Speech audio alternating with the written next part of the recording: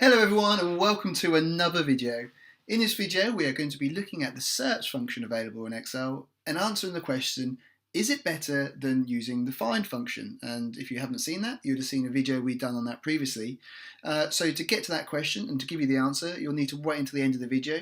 But before then, if you haven't already, please do make sure you are subscribed to this channel. We're bringing tutorials out at least 4 times a week. When you subscribe, make sure you hit that bell notification button so that YouTube notifies you as soon as the new videos are uploaded.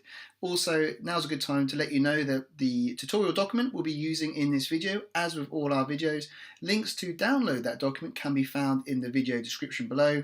So whether you want to jump there now or after the end of the video, drop down there, it'll send you through to download that document so you can use the document we're actually using in this video to get hands-on and see how it's actually working. So let's jump into the search function. So the purpose of using the search function is to get the location of text in a string. It's made up of a few arguments. The first is find text, and simply put, this is the text to find. The second is within text, so this is the text to search within. And point number 3 is the start number. This is an optional argument, and it is the starting position in the text to search.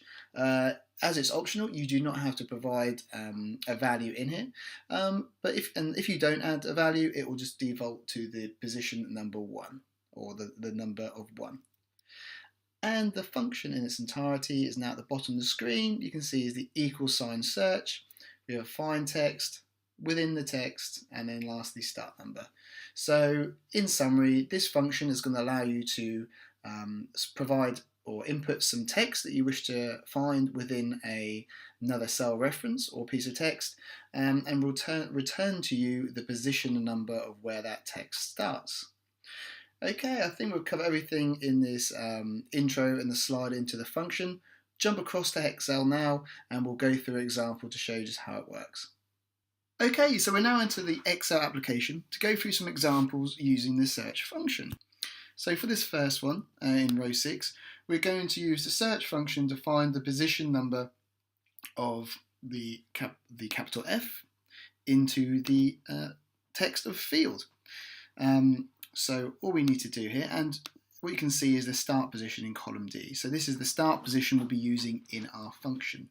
For this first one, we're not going to put a start position, we'll just leave it blank, just so you can see what happens in the default scenario. Nothing extraordinary is going to happen, don't get me wrong, but it just goes to show how you can do that, the smaller version of the function, as you could say.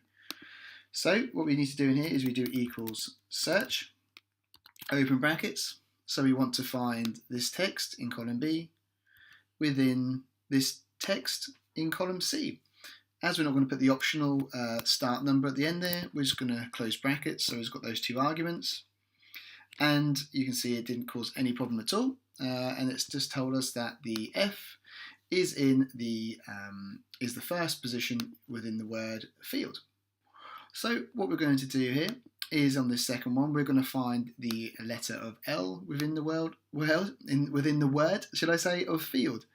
So we're going to do exactly the same. We're going to type in here equals search, open brackets, and then we're going to select the letter we're looking for. And then we're going to go into the field that we want to search, and this time we'll put the start position. So it's our start position. You can either type it in here as the number 1, or you can reference it to the cell reference, because in our example we've actually got the position there. So we'll reference D7 that contains our start position. So you can see how that function looks there. Upon hitting enter, we can see that it's given us position 4, and that's because the L is in the 4th position of the word field. To give what happens here when looking for a letter or a string, the search function will locate the first occurrence of that appearing.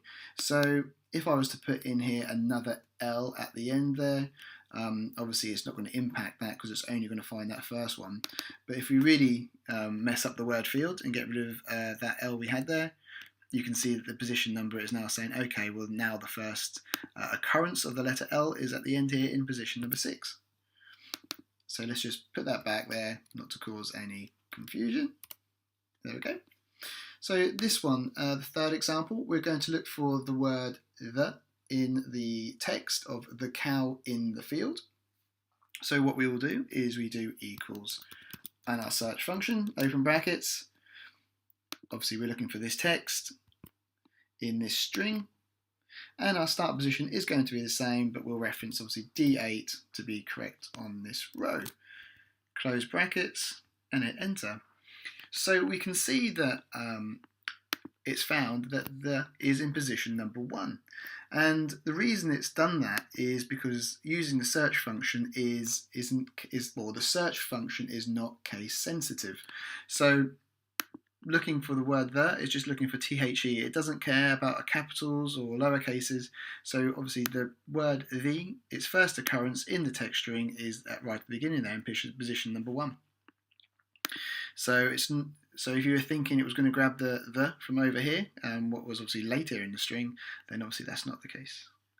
To get to our last example we have here, what the search function also does is it allows us to use wildcards within our search. So that's why you have the strange E?D here. So if we were in a scenario where we had a couple of letters but we didn't know what one of those or some of those letters were, we can use these wildcards. So the wildcard of a question mark allows us to replace a single letter.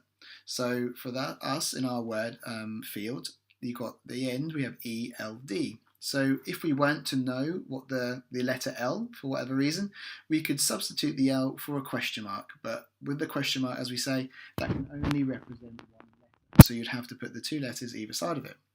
So to use this example, we can do equals search, open brackets, select our find text, what contains the wildcard in there. We'll then select our text to be searched, comma, and our start position, which will be D9. And once again, close our brackets.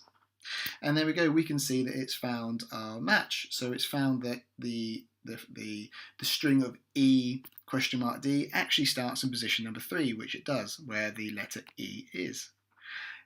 If we also have an alternative, so where we said question mark only you can resemble one letter or a single letter, we also are able to use the asterisk.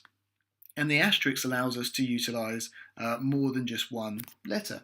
So what we could do here, for example, is if we knew the text we're looking for of field, we knew the start letter and we knew the end letter, maybe if the spelling you're not too sure of or something like that, to give one example, what you could do is you could put in F asterisk D. So it would obviously look something like that. So what we could do there is, again, it's now updated, it's already done it for us, so it's updated to position number 1 because that is position number 1 that this phrase starts. Likewise, if we wanted to change that, and it would be I asterisk D, it's going to update to where the ELD in our starts, but the I asterisk D position starts. And to give one other option, what we could do as well is we could even do, I believe, we could get rid of the I. Well, there you go. So you could even just do the whole word. So if you did an asterisk followed by the D, it would just find your word what ended in the letter D, which is field. So just to recap those two for clarity, a question mark you can use to substitute a single letter or a single character. Asterisk, an asterisk will allow you to replace a number of characters. That being the difference. So there will be a question between search and find. What one's best one to use? Well, there isn't actually a definitive answer. You can use either, and both have their own uses. The main difference really is that the find, and we just now realised we've got find at the top here. Oh no, we got it right. Sorry, we suddenly thought we said use the find function, but we're not. We're locating the text value in the column find, so that's fine. But sorry, as I was saying, yeah. So the main difference really is that the search function is not case sensitive. So the main one coming to our row 8. So where using search, if you want to be case sensitive, it's not going to work for you. It's that example where you'd have to use find because the find function is actually case sensitive. So if you were to use find in that example, it would have, and then our option we've got here it would have actually told us the place of this one here with the lowercase the rather than the start one. So there you go, that's the answer. The main difference between them is that search is not case sensitive, whereas find is case sensitive. As we said at the start of the video, links below in the description for this video where you can download this workbook, this exact workbook we have here in front of us. If you haven't already, again, one more mention, please do subscribe to the channel. It's really greatly appreciated. We've got lots of new tutorials coming out really soon, so just make sure you don't miss them. And if not before, we will see you in the next video.